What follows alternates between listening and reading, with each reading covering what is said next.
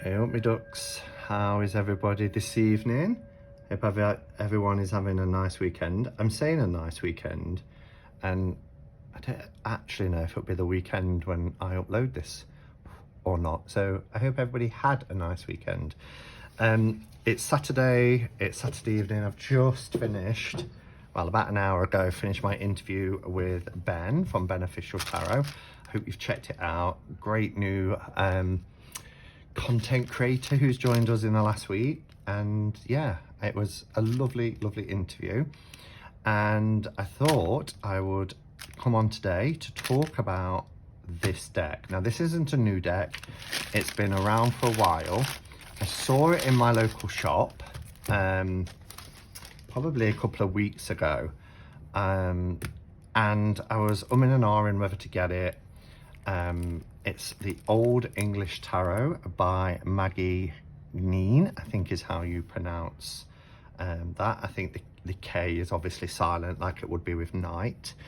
And I looked online and I could get it for almost half the price, but I'm a big advocate, and you've heard me mention many times about the importance of supporting esoterical shops. I'm just noticed there's a bit of a glare. Let me see if I can make this oh no, that's very blue, isn't it? Blue is the color. I like this warmer tone, but I might just turn it down a fraction. It'll probably be better once I take the plastic off anyway. Yeah, I'm a big advocate for trying to support shops, because as convenient as it is buying online, I don't want us to ever live in a world where everything is done online and we lose that sort of charm, really, of just being able to walk into a shop and browse and pick something up if we want to.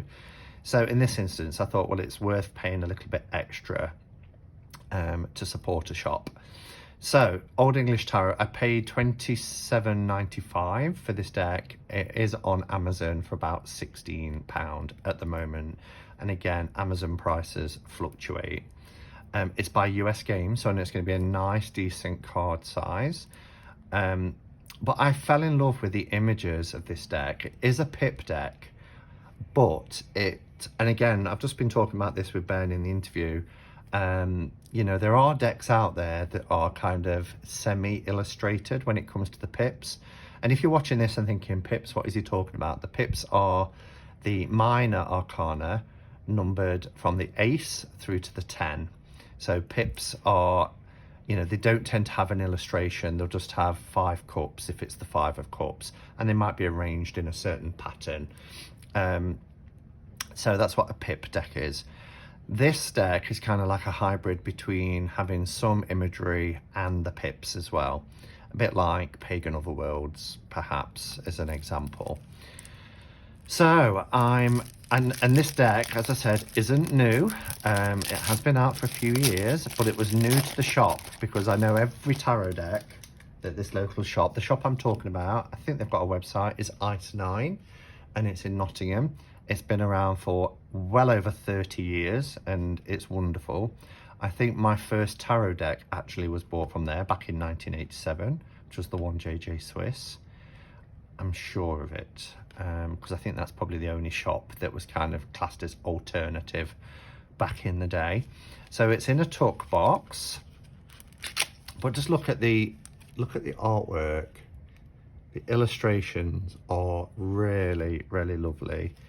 What does it say on the side? It said, Maggie Neen's Old English Tarot is a gracefully designed 78 card deck with traditional scenes set in a panorama of medieval England. Look at that palace. I love it. This sort of aesthetic, so I'm fighting a dragon here, is what I love. And here's an example, the 10 of batons. You've got this little horse and cart being pulled. Just beautiful, the little house, but then you've got your 10 batons as well, so it's scenic with the pips on there. So US Games. Anything else? And on the side, Old English Tarot by Maggie Neen. I think it's Neen. going to be, isn't it?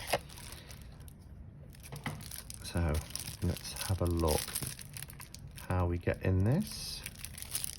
Sometimes there's a little tear thing. Yeah, it's there. There's the little tear thing.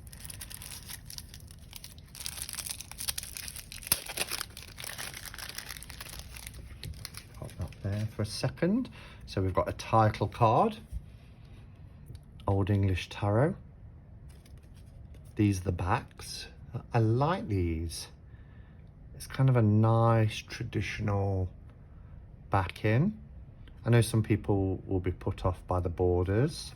I've come full circle with borders. I quite like borders now, particularly on RWS decks. I never reach for my Centennial borderless anymore. I'm glad I've got it, and it was a gift and I treasure it. But I never reach for it. If you see all this smoke here, I've got one of those diffusers switched on. So it's all kind of vapor that's coming with this beautiful aroma. I like this. This is a little card about the deck. It says, the gentle, graceful imagery of Maggie Neen's Old English Tarot is set against the tapestry of medieval England and inspires a peaceful atmosphere for readings and meditation. Relax your mind and reach back to an era that spurs the imagination. Explore a place where every fleeting fancy seems possible. Oh, love it. Of course, we have got the annoying US games. I think they've got the message and have stopped doing that now, because one of my most recent decks by US Games is the Pamela Coleman Smith Rider-Waite playing card deck, and they don't have it. They've put it on the back. I will do a walkthrough of that as well, because even though I mentioned it in my video that I filmed the other day about playing cards, playing card divination, it hasn't had its own walkthrough, and I think it deserves one. So I will do a walkthrough of that at some point. So the Old English Tarot by Maggie Neen, US Games. What year was this a copyright? 1997, and this edition is 2006. So it's been out a while, since the 90s. I'm surprised it's taken me this long to purchase it, actually. The very oldest of tarot decks are my favourites, and so to inspire the creation of the Old English Tarot, I turned to one of the most remarkable medieval English manuscripts in the British Museum, the Luttrell Psalter, written and illuminated in the 14th century for Sir Geoffrey Luttrell, a wealthy landowner. So the detailed images are taken from there. Mythical creatures, school history books. Sounds wonderful. So a little bit of just a page and a half about the inspiration of the deck. Then we go straight into the card meanings, titles and meanings, and we get a little sentence for the reversed as well. The reverse meanings. Looks like we have batons rather than wands. Ellie said clubs then. I can tell I've been playing with playing cards at the moment. Cups, is it pentacles or coins? Coins. I thought it would be coins if they're using batons. So they're trying to have that sort of medieval take on the tarot. And then what we got here at the end, we've got the Celtic cross spread, good old Celtic cross. And then the position meanings, present position, immediate influence, goal or destiny. So this is all of the 10 positions for the Celtic cross, with 10th being the final outcome, the final result. And then a little space for some notes. So a very little white book, but again, is it needed? How often do we read our little white books? I like to read them once. Cardstock is wonderful, but it's US Games, so I expect nothing less. The cardstock is lovely, and it will be a traditional, because it's US Games, a traditional tarot size. Well, there it's a fraction, I don't know if you can see that, a fraction thinner, the best way to show it, I suppose, would be against a white back. No, it wouldn't, because the edges are white. Yeah, it's a fraction thinner, but hardly even worth noting. So let's have a look at the images. So here we have our full, as you can see, we do have the copyright here for US games. Does it have the year on it as well? I think it says 1990. It's got the first 1996 US games, even though this was, you know, early 2000s when this was released. Oh, I've got to say, cardstock is luscious. Look at the colours. I really like this. I like the gold background, which kind of gives a nod to the kind of medieval decks like the Visconti Sforzas and the Madrones and things like that. So that's really nice. The Magician, very spindly Magician. The pattern is nice. Is it consistent all the way through? Yeah. I really like. I love the font that's being used. Look at that G.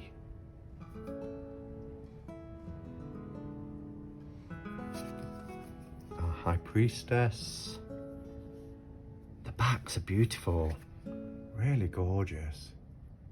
The gold, until I tilt it like that, when it's laying there on the table, the gold is really shining. The camera isn't really doing it justice, but it's really lovely. She's very pensive, doesn't she? Thumbing through her book of knowledge. Our Empress. Yeah, so this really does have that sort of, I love that she's got wings. It does have that sort of medieval tarot feeling to it. The Emperor. And the majors are nice, but it's actually the minors, the illustration in the minors, that attracted me to this. There's our Hierophant. They are using Hierophant rather than High Priest or Pope. The Lovers is a very traditional Lovers, like you'd find in the Italian decks or the Marseille decks, the French decks. Somebody having to make a choice. Notice there's no arrow with the bow. That's interesting. The Chariot. Trying to pull in a different direction. So we do have, no, is that a lion or like a griffin or something? It's very, yeah, very much like a griffin. But it is one of these strength cards, like in the old traditional decks, where the jaw is being kind of prized open. I know not everybody's down with that, and I can understand. The Hermit. And here we have our Wheel of Fortune.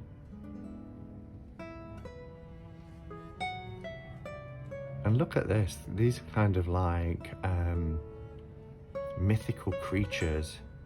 Like a canine head, but then like this kind of reptile body. Justice.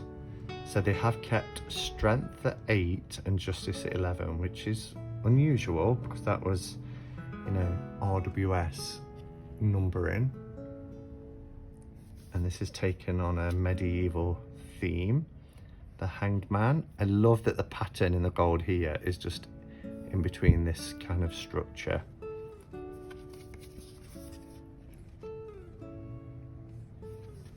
I love this death card. It's very seldom you see the skeletal figure of death in kind of, you know, female garments. But why not? I love it. I really love it. You see the bones sticking out of the ground where people have been buried as well. Temperance is beautiful. Look at that for a devil card. Wow.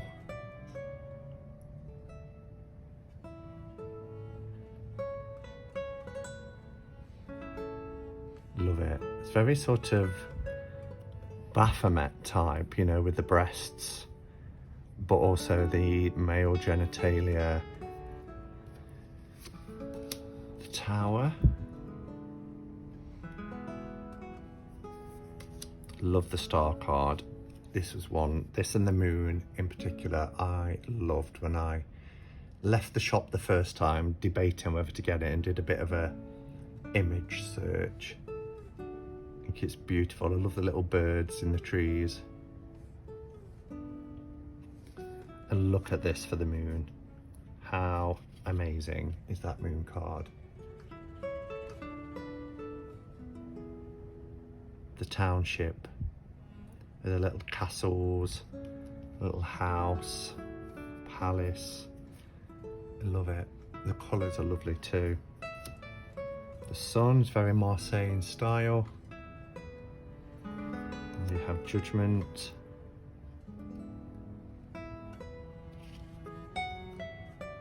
They're actually coming out of little holes in the ground rather than coming out of the caskets, the coffins.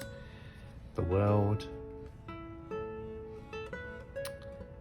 And then I'm going to put these into a different order because it's starting with the courts and it's a little bugbear of mine, so I'm just going to reorder them. Okay, so I've put them in order. So these are the minors, and they're beautiful, really, really beautiful. And as I said, I do like the kind of medieval feel of the majors, but the colouring and the blending of the pips and the illustrations is what kind of swung it for me for this deck. So here we have our Ace of Cups, and we've got this beautiful cup with all these fruits and berries and lots of lovely luscious things there. We have our Two of Cups, so it doesn't follow a I think they do a couple of them in the Pentacles are very reminiscent of RWS, but it's not, you know, you haven't got two people here that are lovers, but you still get an illustration with the minors. Here we have somebody playing beautiful music for our Three of Cups. The 4, 5. So it's all to do with music. She's got her bells, drums. That looks like it's almost like a sitar or something. Guitar, not musical. I do apologise to the musicians out there might be watching this. I love this. He's got his drumsticks. And he's doing this kind of handstand. One playing the harp for the 10. Oh wow, look at that. So we have knave and knight. So rather than page, we have our knave and our knight. Colours are beautiful. And interesting, the bunches of grapes in the background. Very similar for the Queen and the Cups, and the Knight and the Knave have their style. It's beautiful. Then we have our batons. And the Ace of Baton here is the tree that the baton would come from. Which is great because the ace is the beginning, isn't it? The start of something.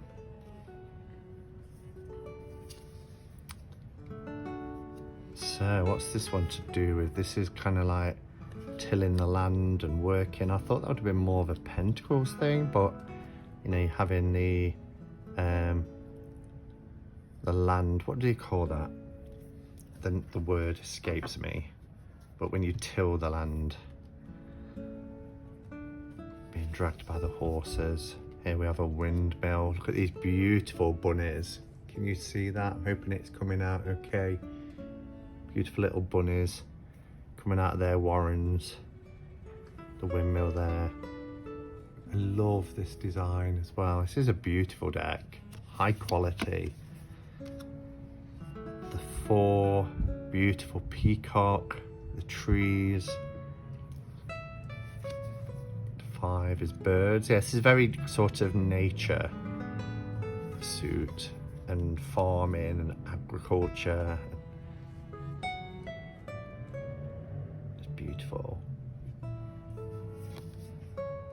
Oh, here comes the wind.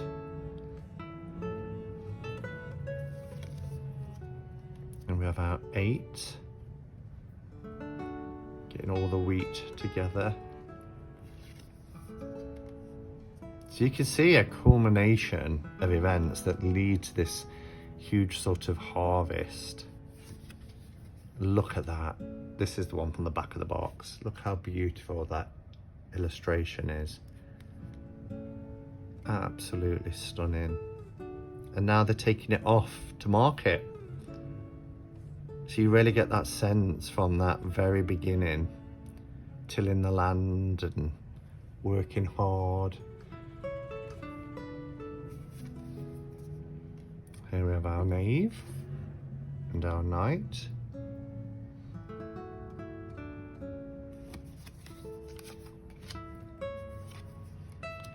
And our queen and king of batons. Whoops.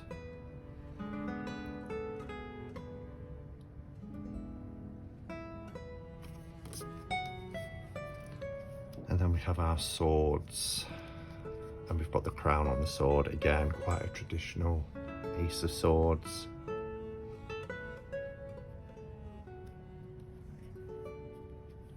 There's like little snowflakes. I don't know if that's supposed to be. Is it showing up on camera? On the background of these little tents.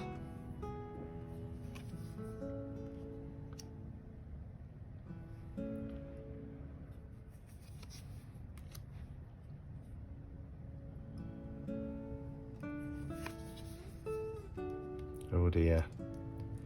So we have this sort of battle happening, which is, you know, 5 of swords, but these townsfolk look like they're being invaded and then being chased away. Look at this. The hounds. Fighting a dragon. I love this arrangement. You know, it's not just 7 swords positioned. The arrangement is beautiful. 8. Someone's been put in jail. Look at that. The 8 of swords, right? Escaping the 8 of swords. So there are nods to RWS, although this isn't an RWS themed deck, with the exception of strength being at 8 and justice at 11. But there are the occasional card that, you know, links to the RWS system. 9 of swords. Oh no, they're going to be burned at the stake. So yeah, this is about, you know, invasion, isn't it? Taking over people's homesteads and land and crops and fighting and imprisonment, and then see, I don't know if there's a book that perhaps, it would be great if there was a book you could buy to read more about the process of, what's the word I'm looking for, you know, the creator's intention behind creating this deck. Our knave and knight. And then we have our queen and our king.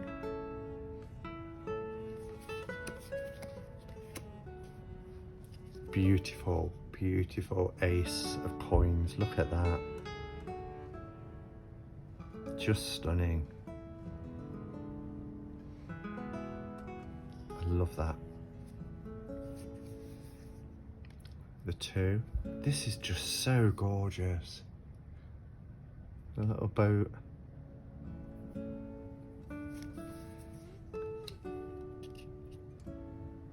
Three of coins. Working hard. 4. Look at that beautiful palace. 5 of coins. That's quite barren, isn't it?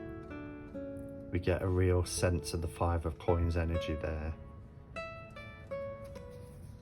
The 6.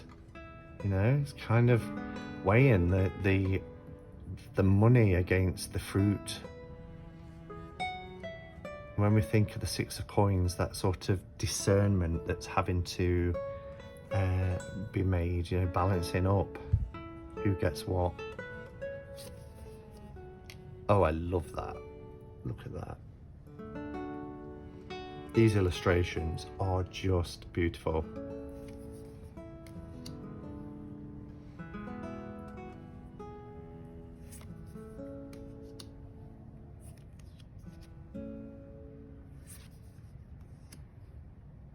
The 10 of coins.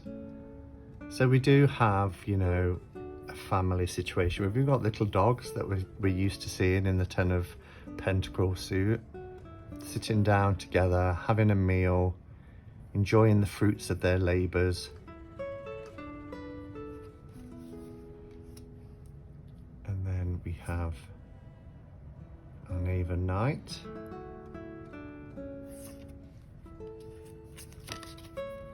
Oops. And our Queen and our King.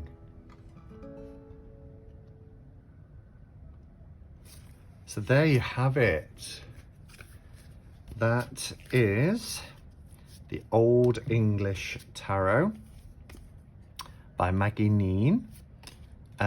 Really lovely. I mean, if you do buy this online, you know, a £16 deck that's US games that is of this quality, you can't go wrong.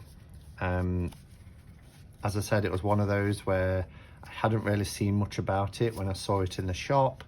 So came away, did a bit of research, looked at the images and thought, yeah, I'll support that shop, and I will go back, and next time I'm passing, pop in and get it if it's still there. And it was still there, so it was meant to be. But yeah, let me know your thoughts. With this being a deck that's been out for, gosh, what, 25 years maybe? Is it one you have? Is it one that you still have? Did you pass it on? Have you kept it? Is it a firm favourite of yours? What do you like about it, dislike about it? Is this the first time you're seeing this deck? And if so, what are your first impressions? Do let me know in the comments below. Thank you for watching, and I'll be back. I will do a walkthrough of Granny's postcard Lenormand, which I've been sent to do a review of, and I'll also be doing a full walkthrough and review of Pamela Coleman-Smith's Rider-Waite playing card deck, because I do want to kind of talk about that a little bit more detail than I did when I did the Let's Talk playing cards.